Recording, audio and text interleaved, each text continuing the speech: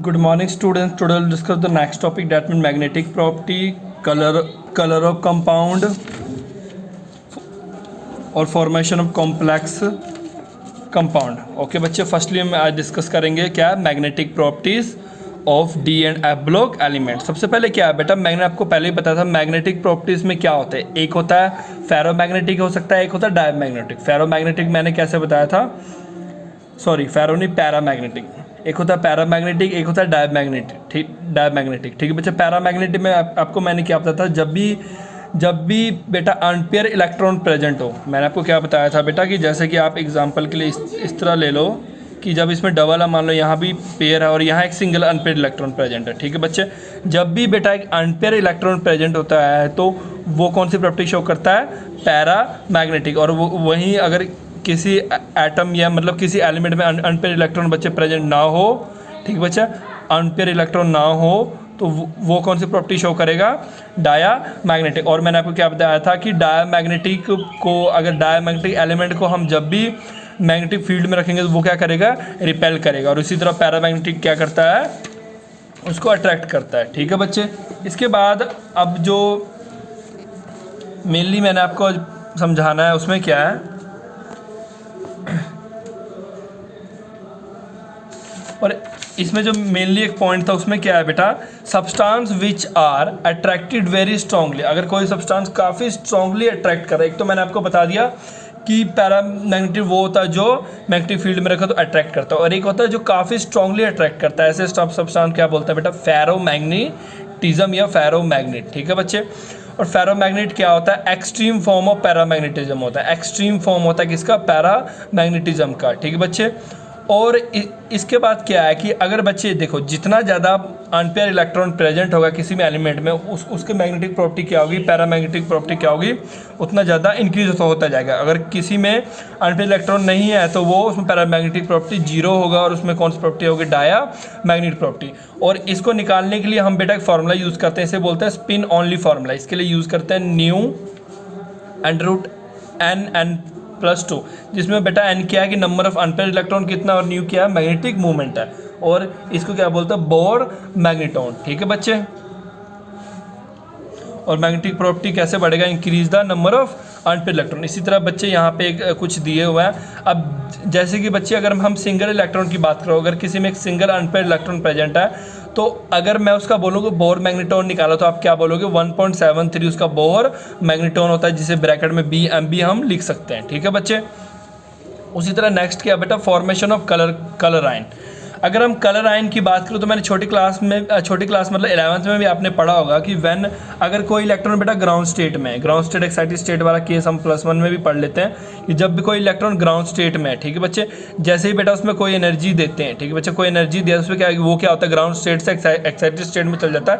पर क्या होता है बच्चे, जब भी वो एक्साइटेड स्टेट में जाता है तो वहाँ जाके वो अनस्टेबल होने लग पड़ता है. ठीक बच्चा, इसलिए वो क्या करता है, एक्साइटेड स्टेट में जाने के बाद कुछ देर बाद ही वापस ग्राउंड स्टेट में आ जाता है. और याद रखना, जितनी एनर्जी ऑब्जॉर्व करके वो एक्साइटेड स्टेट में जाता है बच्चे, उतनी एनर्जी ही रिलीज करके वो वापस ग्राउंड स्टेट में आता है. ठीक है बच्चे, यहाँ तक क्लियर है बच्चे. और जब वापस आता है तो ये कोई ना कोई क्या करता है, एनर्जी रिलीज करता है. ठीक है, पहले क्या कर रहा है, इसमें ऑब्जॉर्व कर रहा है, ऊपर जा रहा है, बाद में रिलीज कर रहा है. और अगर जो एनर्जी रिलीज कर रहा है बच्चे, वो किस रीजन में आ जाए, विजुअल रीजन में. और विजुअल रीजन वही रीजन होता है जिसमें हम देख सकते हैं. ठीक है बच्चा, तो वो तो हमें क्या होगा बच्चे, अगर वो विजुअल रीजन में आ जाए तो हमें क्या होगा बच्चे, कोई ना कोई कलर दिखेगा. उसी तरह बेटा ट्रांजिशन मेटल भी क्या होता है, कलर कॉम्प्लेक्स शो करता है. ठीक है, इसमें क्यों, when an electron in lower energy d orbital excited to higher energy d orbital, energy excitation corresponding to frequency of light absorb, मतलब कौन सी लाइट इसने ऑब्जॉर्व किया. और इसके बारे में डिटेल स्टडी हम किस में करेंगे, यूनिट 9 मतलब कोऑर्डिनेशन केमिस्ट्री में इसके रिगार्डिंग डिटेल स्टडी करेंगे. ठीक है बच्चा, और क्या होता है कि ये जो फ्रीक्वेंसी लाई करता है, मतलब जब ये रिलीज़ कर रहा होता है कोई ना कोई एनर्जी, जब तो मतलब ये जो कोई ना कोई लाइट रिलीज़ कर रहा है तो ये किसी न किसी फ्रीक्वेंसी में लाई करता है बेटा. ठीक है बच्चा, और जिस फ्रीक्वेंसी में बच्चे ये लाई करता है तो वो कौन सी फ्रीक्वेंसी होता है, विजुअल रीजन. और इस करके the colour compound to the, और इसी करके क्या होता है कि वो जो विजुअल रीजन, सिर्फ हमें बच्चा विजुअल रीजन में हम किसी चीज़ को देख सकते हैं. ठीक है बच्चा, तो विजुअल रीजन में लाई करता है तो हम कोई भी चीज़ को देख पाते हैं। और क्या नेक्स्ट बच्चे, the frequency of light observe is determine the nature of ligand. ठीक है बच्चा, कि ये बोल रहा है कि कौन से फ्रीक्वेंसी ऑफ लाइट ये ऑब्जर्व कर रहा है, और ये कौन बताएगा हमें, ये कहाँ से पता लगेगा कि लीगेंड कौन सा है। अब लीगेंड क्या होता है बच्चे, जैसे कि आपने पानी यूज़ किया, ठीक है बच्चा, where water is a molecular, जो वाटर मॉलिक्यूल है उसमें लीगेंड है। ठीक, मतलब क्या है कि अगर आपने ट्रांजिशन मेटल को यानी डी ब्लॉक एलिमेंट वाले को हम क्या करते हैं, जब भी वाटर में मिक्स करोगे तो उसमें क्या होगा, वाटर क्या होगा, लीगेंड होगा। ठीक है बच्चे, a few colour solution of D block element, और ये नीचे दिया हुआ है, जैसे कि अब ये देखो first row of transition metal जैसे कि एक्वा सोल्यूशन फॉर्म करते हैं लेफ्ट टू राइट, जैसे कि V4 पॉजिटिव है, V3 positive, Mn2 positive, Fe3 positive, CO2 positive, निकल 2 पॉजिटिव, कॉपर 2 पॉजिटिव एक्सेट्रा है। अब ये देखो बच्चे, अगर आप ये चीज़ से एक चीज़ आप ऑब्जर्व करोगे, अब ध्यान से देखना, अब ये एक चीज़ ऑब्जर्व करना है, एक D10 बच्चा कलरलेस है, D0 कलरलेस है,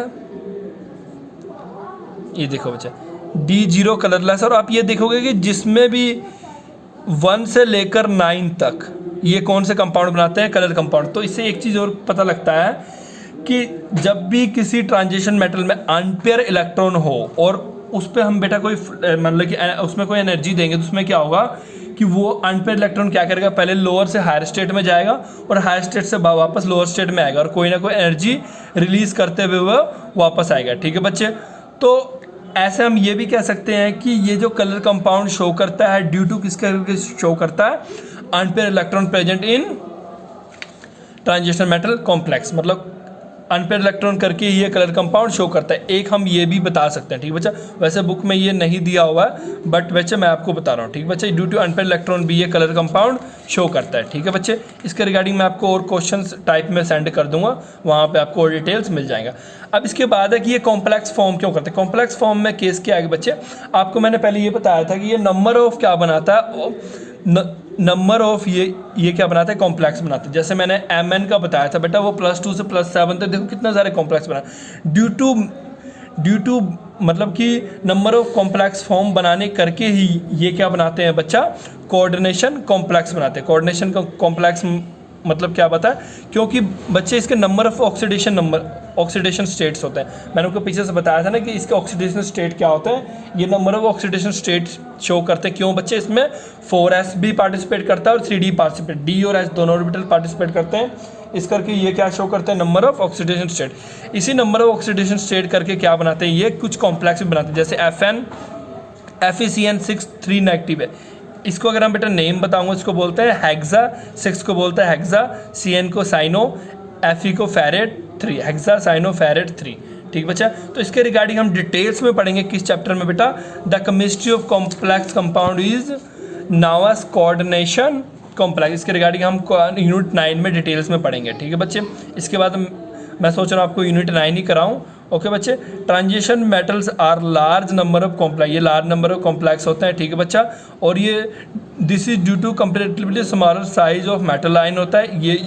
और ये क्या होता है बच्चा, हाई आयनिक चार्ज होता है इसमें। ठीक है बच्चा, और ये कैसे बनता है, ये कैसे फॉर्म होता है, due to availability of d orbital. याद रखना बेटा, D0 और D10 जो होते हैं बेटा नॉन ट्रांजिशन एलिमेंट्स होते हैं, आपको पता ना, वो ट्रांजिशन एलिमेंट्स और कॉम्प्लेक्स फॉर्म नहीं करते हैं, या तो करते हैं भी तो बहुत कम। ठीक है बच्चे, कैटालिटिक प्रॉपर्टी भी आपको मैंने ये चीज़ बताया। कैटालिटिक मतलब क्या होता है बच्चे, किसी भी चीज़ का एज ए कैटलिस्ट एक्ट करना। कैटलिस्ट एक्ट करना का मतलब मैं आपको ऐसे भी समझा सकता हूँ कि कोई जो बेटा रेट ऑफ रिएक्शन को बढ़ाने या घटाने में हेल्प करें। मतलब कोई रिएक्शन बेटा काफ़ी स्लो हो रहा है, उसकी स्पीड बढ़ाने के लिए हम क्या यूज़ कर सकते हैं, कैटलिस्ट। कैटलिस्ट क्या होता है बच्चे, किसी भी रिएक्शन में पार्टिसिपेट नहीं करता है बच्चे, बट क्या करता है, उसके रिएक्शन को, रेट ऑफ रिएक्शन को बढ़ा देता है और या कम कर देता है। मतलब हमारे मतलब कि काम के अकॉर्डिंग उसको मतलब सेट कर सकता है वो। ठीक है, जैसे कि वेनेडियम यूज़ करते हैं हम कॉन्टैक्ट प्रोसेस में,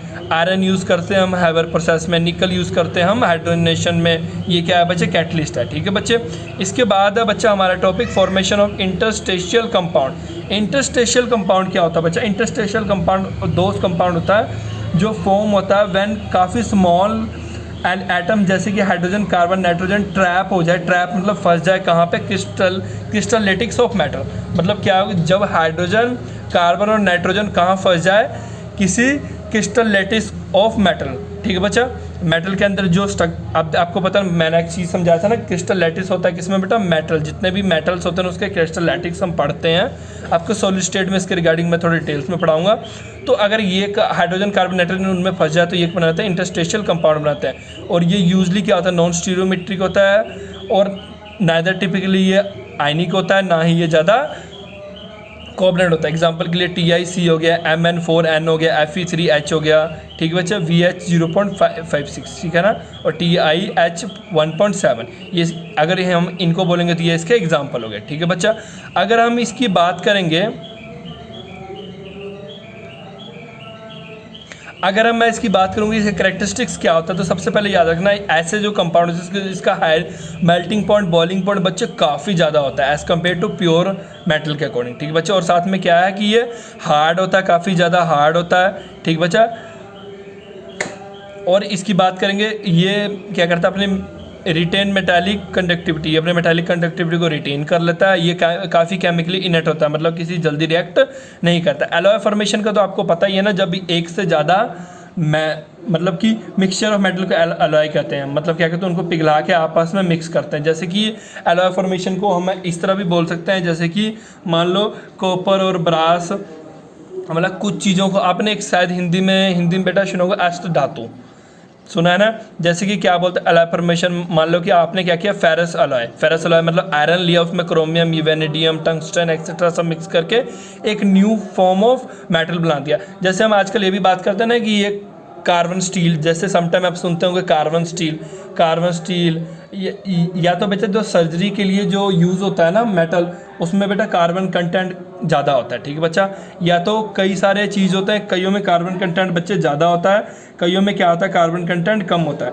और ये बच्चा कैसे पॉसिबल है, ये बच्चा पॉसिबल है एलॉय फॉर्मेशन करके। ये तो मैंने बच्चा आपको कार्बन का केस बोला।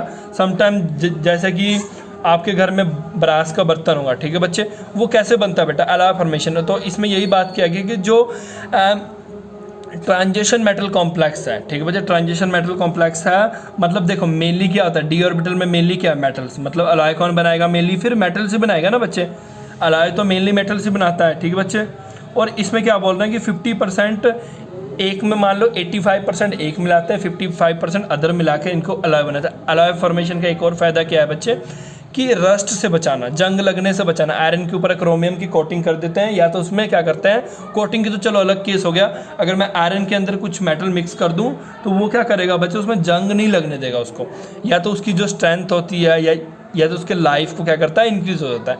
और life transition metal with non transition metals भी होते हैं, जैसे कि ब्रास हो गया, इसमें कॉपर और जिंक यूज़ करते हैं। कॉपर ट्रांजिशन मेटल है और जिंक नॉन ट्रांजिशन मेटल है। ब्राउन जो हो गया कॉपर और टिन, कॉपर ट्रांजिशन और टिन नहीं है। ठीक है, also is considerable industrial importance होता है। और ट्रांजिशन मेटल को तो मिक्स करके मतलब बनाते हैं। इसमें जो मेनली हम एग्जांपल लेते हैं, आयरन में ही मेनली मिक्स करते हैं, एलॉय बनाते हैं। ठीक है बच्चे, आई थिंक बच्चे आपको क्लियर है। एक चीज़ मैं बच्चे क्लियर कर दूं, जैसे एलॉय फॉर्मेशन हो गया, कलर कंपाउंड हो गया, इंटरस्टेशियल कंपाउंड हो गया, मैग्नेटिक प्रॉपर्टी हो गया, इनसे बच्चे क्वेश्चन मेनली पूछे जाते हैं इस चैप्टर में, हर साल पूछे जाते हैं। मतलब इस चैप्टर में है क्या बेटा, जो ईजी टॉपिक्स होते हैं ना उनसे क्वेश्चन ज़्यादा पूछे जाते हैं। मतलब इस चैप्टर में से डायरेक्ट कंसेप्चुअल क्वेश्चन पूछा जाता है कि why transition metal form colour complex.